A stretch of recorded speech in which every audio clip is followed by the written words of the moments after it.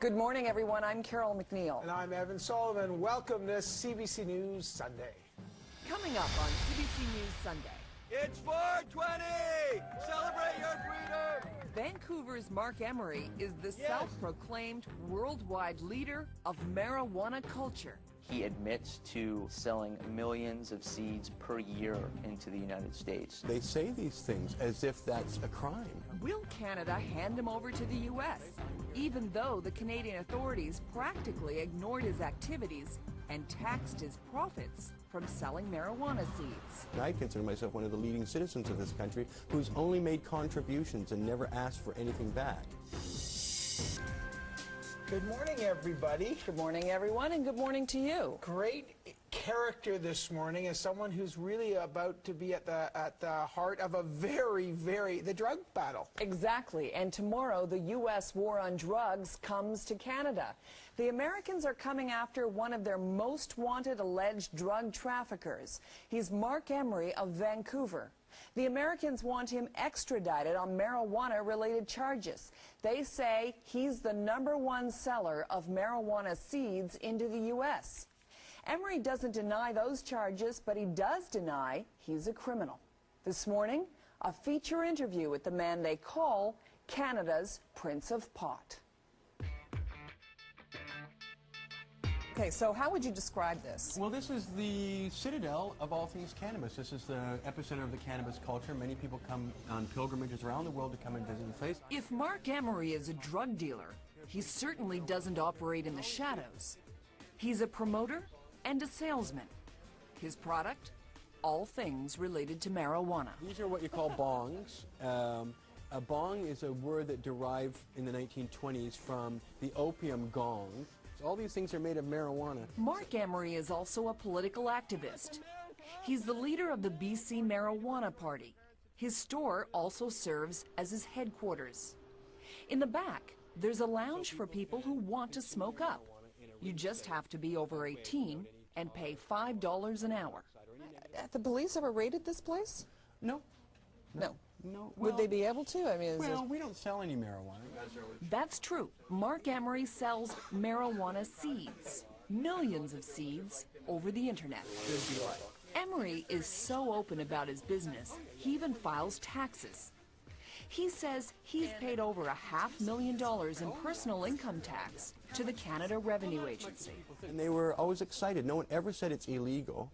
They did remark that I was the only person they have ever met in Canada at the Income Tax Department who ever put marijuana vendor of any kind, let alone marijuana seed vendor. So I asked them, does anybody else ever declare their income from marijuana-related activity? And they said, no, nobody has ever done that. You're the only person, right, who's ever done that. So my transparency and my being a good Canadian citizen, a patriot, I think. I mean, I consider myself one of the leading citizens of this country who's only made contributions and never asked for anything back.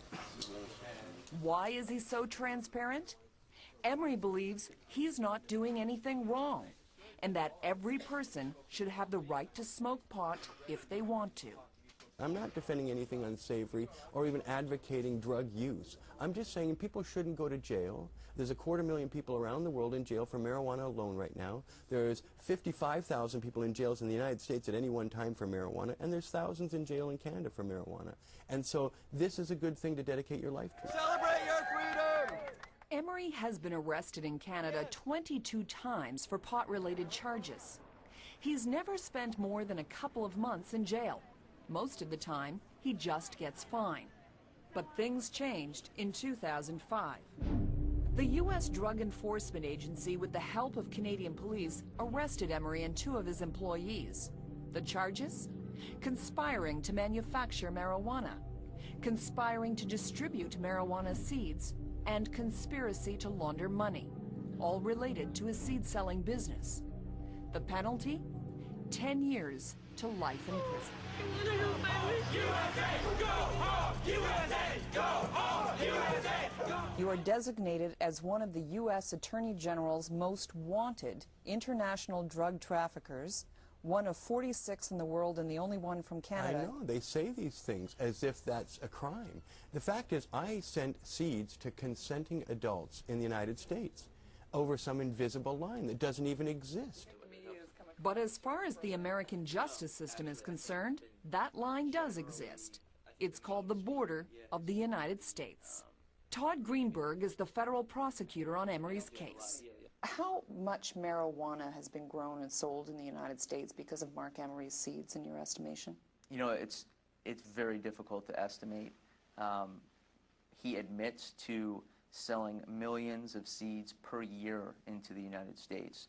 That would translate into an astronomical amount of marijuana, but to calculate, you know, plant for seed per plant, I really can't do that right now.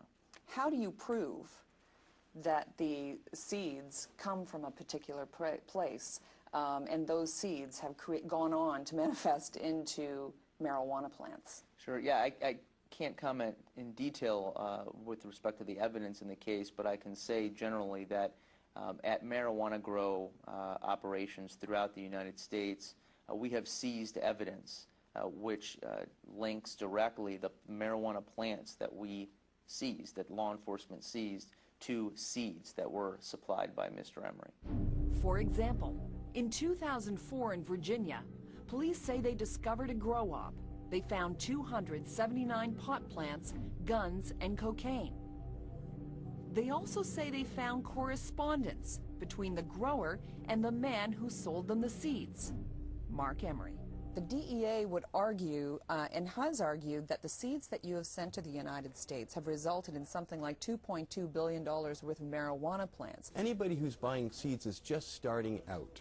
And if they're just starting out, they don't have criminal connections, they don't have commercial connections. There are people who've got a little private thing going on that they need marijuana and they can't afford to buy it, or in Americans' case, they don't want to go to the inner city and deal with the criminal element. So I gave them an opportunity to do these things in their own home. Everybody who wanted the seeds from me wanted them and appreciated them. They're U.S. citizens guaranteed under U.S. law to the right of life, liberty, and the pursuit of happiness. Having these marijuana seeds is both liberty and it's both the pursuit of happiness. So their charter already guarantees them as citizens the right to have marijuana.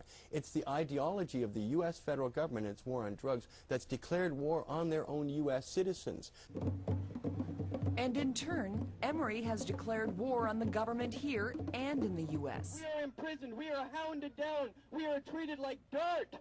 This isn't Marc Emery's first fight. In the early 90s, he owned a bookstore in London, Ontario. He deliberately sold banned books. He deliberately opened his shop on a Sunday when that was against the law. And he deliberately sold a record the Canadian government had banned for obscenity. 2 Live Crews, Nasty as I Wanna Be. What is it about you that goes after all of these issues and puts yourself on the line in this way, wants to be arrested and wants to go head-to-head with the government? All the issues I've ever been involved with are about people going to jail for unjust laws. And in 1979, I read a book called Atlas Shrugged by Ayn Rand, and it's changed my entire life since, and I'm very grateful it did, because in 29 years I've been waging sometimes a lonely one-man campaign to remedy the degree of interference in our personal lives to the degree that they put us in jail if we choose these choices of smoking marijuana or opening our stores on Sunday. I mean, I went to jail for opening my store on Sunday. So you have to choose what direction you're going to go in, and then you have to realize that it is still a revolution, this idea of not putting people in jail for their lifestyle choices. We've had to get homosexuals these rights after hundreds of years of persecution. We've had women being persecuted as witches and various things in the past before they were even given the right to vote. And now we're at a point in our history in this country where the pot people are being jailed. And in fact, we're looking at laws that are even more severe coming up with this conservative government.